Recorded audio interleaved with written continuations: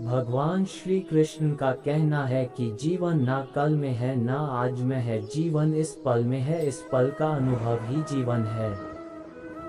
हम दुनिया से कभी शांति नहीं पा सकते जब तक हम खुद अंदर से शांत ना हो।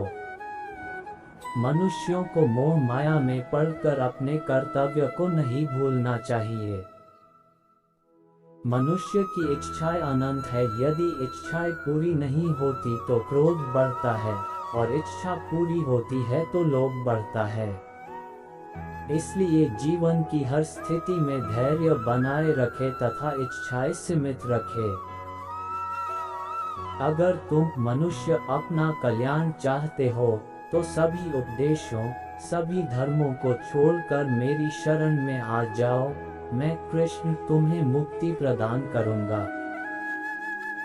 कर्मयोगी अपने मन और बुद्धि की शुद्धि के लिए ही अपने शरीर, मन, बुद्धि और इंद्रियों के साथ आसक्ति रहित होकर कर्म करते हैं। हे अर्जुन, मैं सर्वज्ञ हूँ, मैं इस सृष्टि का रचनाकार हूँ। मैं भूत, वर्तमान और भविष्य के सभी प्राणियों को तथा उनके विचारों को जानता हूँ, किंतु वास्तविकता में कोई नहीं जानता है, ना ही समझता है। लोग कहते हैं अपनों के आगे झुक जाना चाहिए, किंतु सच बात तो यह है जो अपने होते हैं वह कभी झुकने नहीं देते। परिवर्तन ही इस संसार का नियम है। ये प्रकृति है जो सभी गतियों का कारण बनती है। अहंकार से मोहित मूर्ख उस धारणा को धारण करता है जो कहती है मैंने किया। गर्मी और ठंड, सुख और दर्द की भावना इंद्रियों के अपनी वस्तुओं के संपर्क के कारण होती है। वे आते हैं और चले जाते हैं चिरकाल तक। आपको उन्हें स्वीकार करना चाहिए।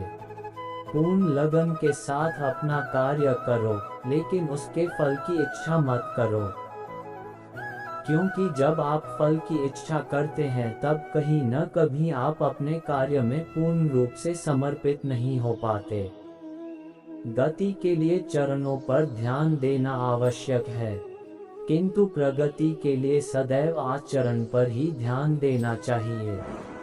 प्रकृति द्वारा निर्धारित कर्तव्य का पालन करते हुए व्यक्ति ने कोई पाप नहीं किया। जिसका मन उसके वश में नहीं है, उसके लिए उसका मन शत्रु के समान है। वो मूर्ख हैं जो प्रेम को बकवास कहते हैं। प्रेम इस दुनिया की जड़ है जिससे दुनिया बनी है। अपनी इच्छा की शक्ति से अपने आप को नया आकार दें, अपने आप को कभी भी स्व इच्छा से नीचा न होने दें। बुद्धिमान अपनी चेतना को एकीकृत करते हैं और कर्म के फल के प्रति आसक्ति को त्याग देते हैं। मनुष्य अपने विश्वास से निर्मित होता है, जैसा वो विश्वास करता है वैसा वो बन जाता है। मन चंचल होता है, यह इधर उधर भागता है और किसी भी कार्य की एकाग्रता का दुश्मन है। लेकिन यदि यह व्यक्ति के वश में हो जाए तो इससे अच्छा कोई मित्र नहीं है। मन को एकाग्र करना जरूरी है, बस थोड़े से प्रयास और अभ्यास की जरूरत है। मेरे लिए न कोई घृणित है और न ही कोई प्रिय, न कोई निर्धन है और न ही कोई धनी, बस जो भक्ति भाव के साथ मुझे याद करते हैं मैं उनका हूँ और वो मेरे। श्री कृष्ण उन्हीं के हैं जो श्री कृष्ण के हैं। भगवान तो बस प्रेम भक्ति के भूखे हैं। जो भी उनकी भक्ति में लीन होता है, जो भी प्रेम से उन्हें याद करता है, वो सदैव उसका कल्याण करते हैं। मैं हमेशा तुम्हारे साथ और तुम्हारे आसपास रहता है, चाहे तुम कुछ भी कर रहे हो। जब भी आप कोई बुरा कार्य करते हो या अच्छा कार्य करते हो, आपको लगता है कि कोई देख नहीं रहा, तो यहाँ श्री कृष्ण कहते हैं कि तुम जो कुछ भी कर रहे हो मेरी दृष्टि सदैव तुम पर है। इसलिए आप यह मत समझे कि आप अकेले हैं, आपके साथ श्री कृष्ण सदैव हैं। जीवन में आधे दुख, दुख इस वजह से आते हैं क्योंकि हमने उनसे आशाएं रखी जिनसे हमें नहीं रखनी चाहिए थी। जीवन में समय चाहे जैसा भी हो, परिवार के साथ रहो।